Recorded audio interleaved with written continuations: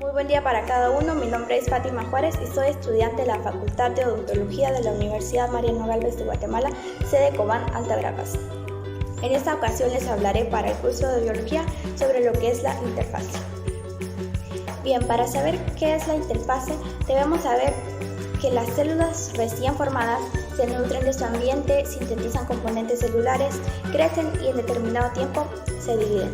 Esto varía dependiendo del organismo, del tipo de célula y de los nutrimentos disponibles.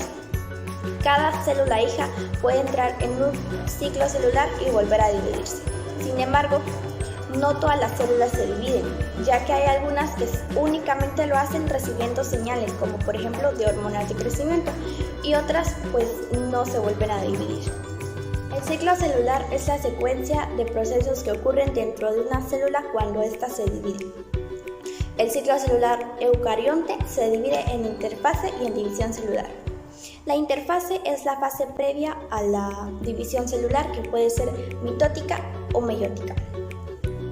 Durante esta, la célula crece de tamaño, duplica su ADN y a menudo se diferencia. La mayoría de las células eucariontes pasan la mayor parte de su vida en la interfase. Por ejemplo, algunas células de la piel se dividen alrededor de una vez al día y pasan aproximadamente unas 22 horas durante la interfase. Esta comprende de 3 etapas, que son la fase G1, la S o síntesis y la G2. Durante la fase G1 pueden ocurrir hasta 3 actividades. En primer lugar, la célula crece, puede crecer hasta el doble de su tamaño. En segundo, la célula se especializa o diferencia para cumplir alguna función específica.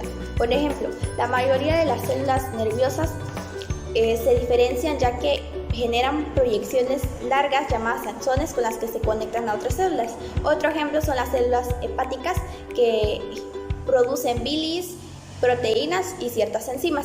Esto, como dije, va a ser dependiendo de la función que realice. Y en tercer lugar, la célula es sensible a señales internas y externas con las que decide dividirse o no.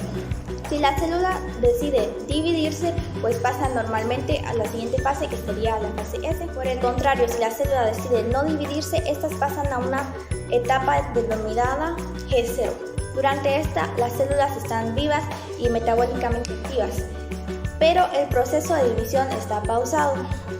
Y algunas células que se encuentran en esta fase pueden retomar el ciclo celular, es decir, pasar a la siguiente fase, que sería la S, pero únicamente con las señales de ciertas hormonas, como mencionaba anteriormente, como lo son los factores de crecimiento, y otras pues se quedan ahí para toda la vida, es decir, que ya no se dividen. Y bien, en la fase siguiente, que sería la S, es donde ocurre la síntesis del ADN, y es decir, se replica el material genético y también se duplican los cromosomas. Y por último, la célula pasa a la fase G0, durante la cual crece otro poco y sintetiza proteínas que son necesarias para dividirse. Es decir, la célula se prepara para la siguiente etapa, que será la división celular. Todos estos procesos que ocurren durante el ciclo celular son controlados por unos complejos proteicos que verifican si la célula ha cumplido las funciones específicas de cada fase y que si la célula se encuentra en condiciones adecuadas para dividirse. El primer punto de control se encuentra al finalizar la fase G1, donde se verifica si está intacto el ADN y si es adecuado para replicarse. En este punto también es donde la célula decide dividirse o no. Pero si la célula tiene alguna mutación del ADN o no ha alcanzado el tamaño adecuado para pasar a la siguiente fase, pues esta es mandada a la fase G0, donde, como explicaba anteriormente, puede retomar su camino, es decir, pasar a la fase S si esta repara esas condiciones o si es estimulada por ciertas hormonas como las de crecimiento, o también se pueden quedar ahí para toda la vida. El siguiente punto de control se encuentra al finalizar la fase G2. En este se verifica si el ADN se replicó bien completamente, si no existe alguna mutación en el ADN o si no tiene más o menos cromosomas de los normales, ya que esto puede provocar células cancerígenas o mutaciones en las células hijas. Y después de un tiempo, si la célula ha mejorado estas condiciones, puede retomar la división celular. Pero si no ha mejorado estas condiciones, en la célula entra un proceso de autodestrucción para que las siguientes células no sean dañadas. Y el último punto de control se encuentra hecha en la división celular, donde se verifican si todos los cromosomas están unidos al uso y alineados en el ecuador. Y bien, es así como doy por finalizar esta exposición. Espero hayan comprendido y haya sido de su agrado. Muchas gracias.